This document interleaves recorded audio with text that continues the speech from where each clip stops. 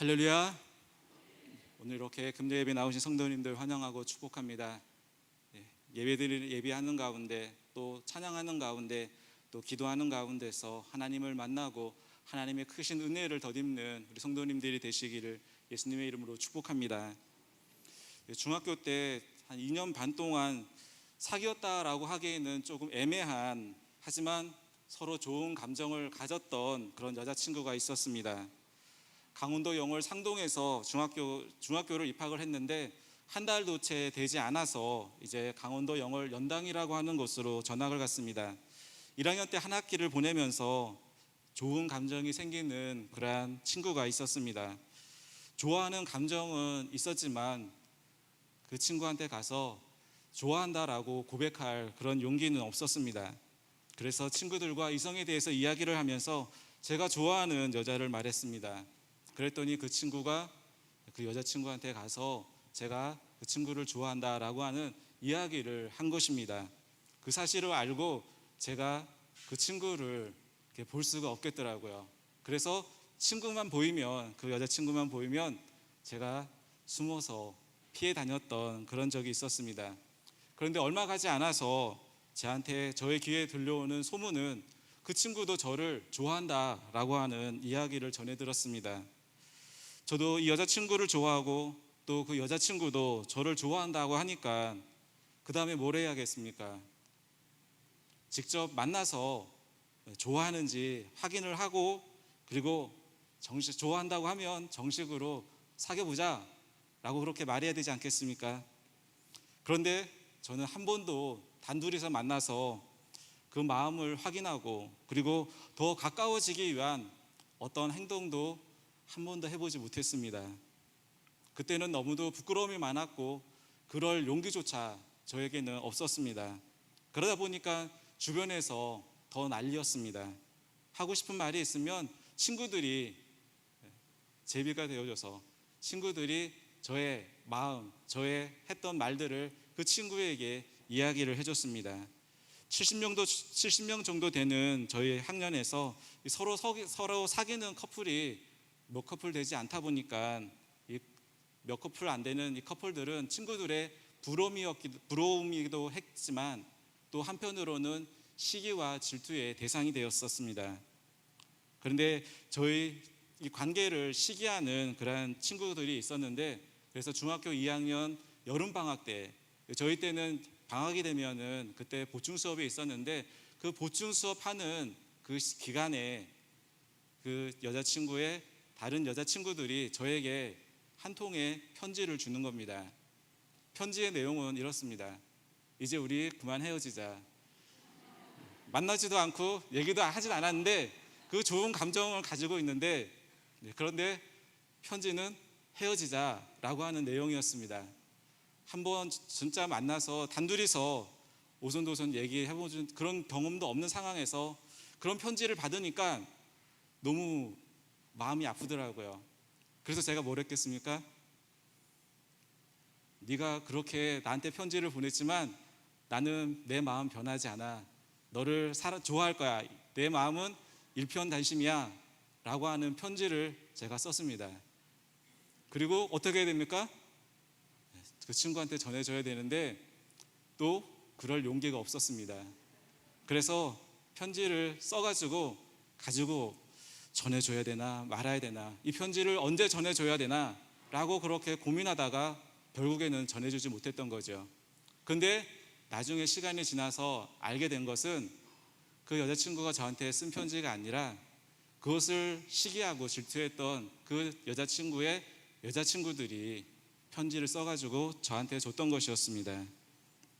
그리고 1, 2학년 때는 다른 반이었는데 3학년 때는 같은 반이 되었습니다.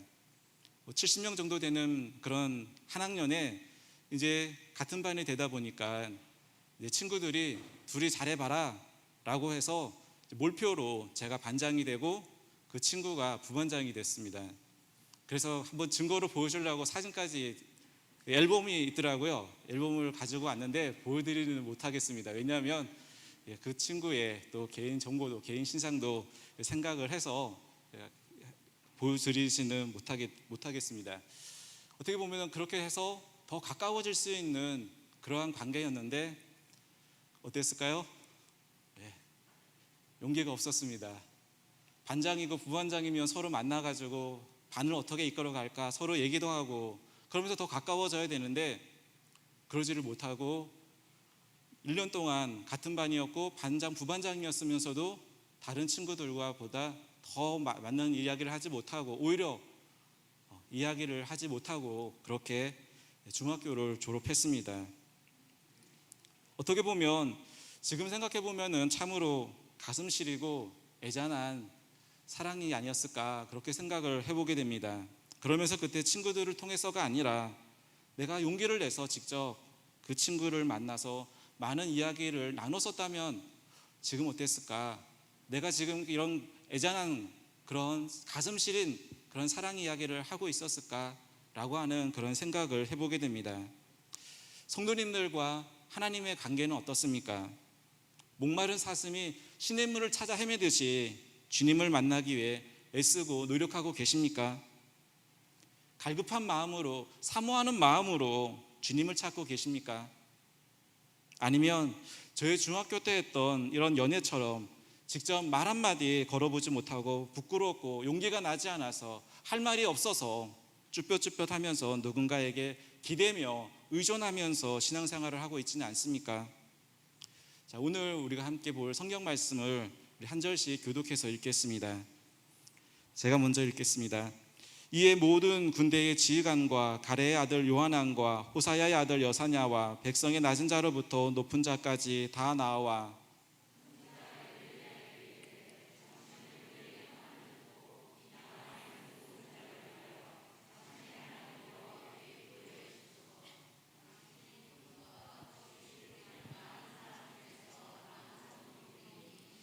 당신의 하나님 여호와께서 우리가 마땅히 갈 길과 할 일을 보이시기를 원하나이다.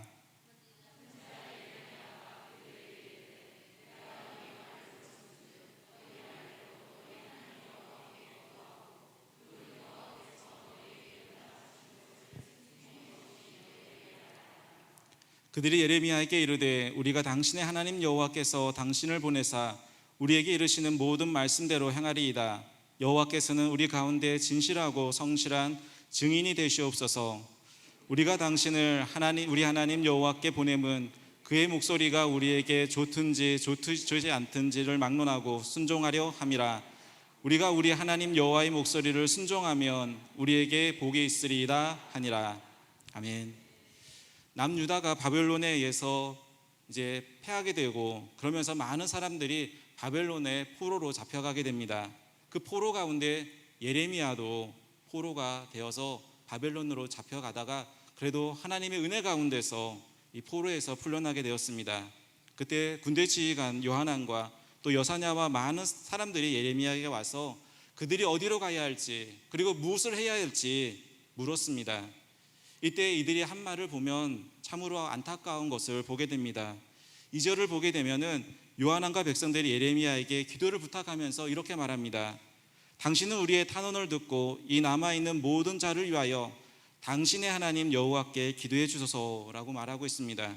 또 3절에 보면 당신의 하나님 여호와께서 우리가 마땅히 갈 길과 할 일을 보이시기를 원하나이다 라고 말하고 있습니다. 또 5절을 보면 그들이 예레미야에게 이르되 우리가 당신의 하나님 여호와께서 당신을 보내사 우리에게 이르시는 모든 말씀대로 행하리이다 라고 말하고 있는 것을 보게 됩니다. 지금 예레미야 앞에서 그들의 갈 길과 해야 할 일이 무엇인지를 하나님께 묻고 있는 이 사람들은 이방인들이 아닙니다. 유다 백성, 즉 하나님께서 택하셔서 구별하신 하나님의 사람들입니다. 예레미야에게 말씀을 주셔서 하나님의 말씀을 전하게 하시는 하나님은 예레미야의 하나님만이 아니라 내 하나님, 내 아버지가 되어야 하는데 백성들은 당신의 하나님, 예레미야의 하나님이다라고 말하고 있는 것을 보게 됩니다.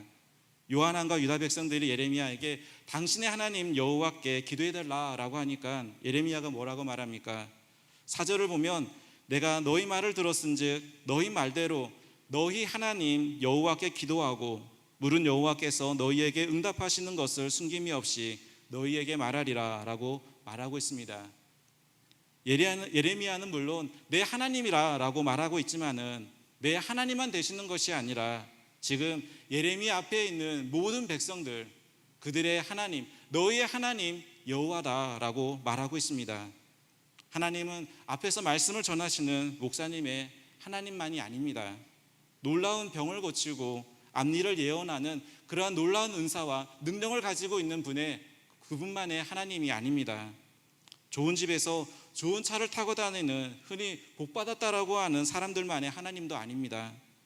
잘나고 못나고 가난하고 부하고 관계없이 여기에 있는 모든 분들, 또 영상을 보고 계신 모든 분들의 하나님이시라는 사실입니다. 뜨겁게 하나님을 만난 사람의 간증도 필요하고 또 말씀을 잘 전하시는 목사님의 말씀도 필요합니다. 능력 있는 기도자의 기도도 필요할 수 있습니다.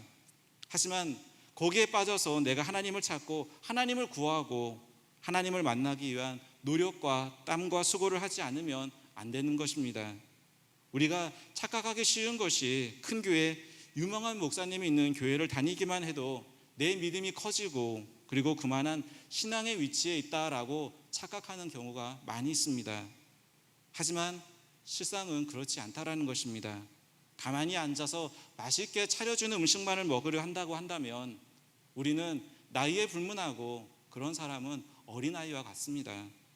남녀의 관계도 내가 좋아하고 사랑하면 다른 사람을 통해서가 아니라 내 말과 내 마음을 전하는 것, 직접 만나서 내 마음과 내 생각을 전해야 하는 것입니다. 그럴 때 거기에서 친밀한 관계가 이루어지게 되고 믿음의 관계가 이루어지면서 더 가까워지는 것입니다. 예레미야가 내 하나님이 아니라 여러분의 하나님이라고 말하는 이 말을 들은 유다 사람들은 어떻게 바뀌었습니까? 5절에 보면은 당신의 하나님 여호와다, 여호와라고 말하던 이 사람들이 6절로 넘어가면은 우리 하나님 여호와라고 고백하고 있는 것을 보게 됩니다. 우리 하나님 여호와께 순종하겠다라고 말합니다. 그리고 이어서 우리가 우리 하나님 여호와의 목소리를 순종하면 우리에게 복이 있으리다라고 고백하고 있는 것을 보게 됩니다. 물론 한순간에 이들의 고백처럼 마음속 뼛속까지 그들의 믿음이 성장하지는 않았습니다. 예레미야의 하나님이 그들의 참 하나님이 되지는 않았습니다. 하지만 우리에게는 예레미야의 하나님이 내 하나님이 되어야 할 줄 믿습니다. 예레미야의 하나님, 다윗의 하나님, 바울의 하나님은 능력이 많으신 하나님이신데 내가 믿는 하나님은 왜 능력이 없는 하나님인 걸까요?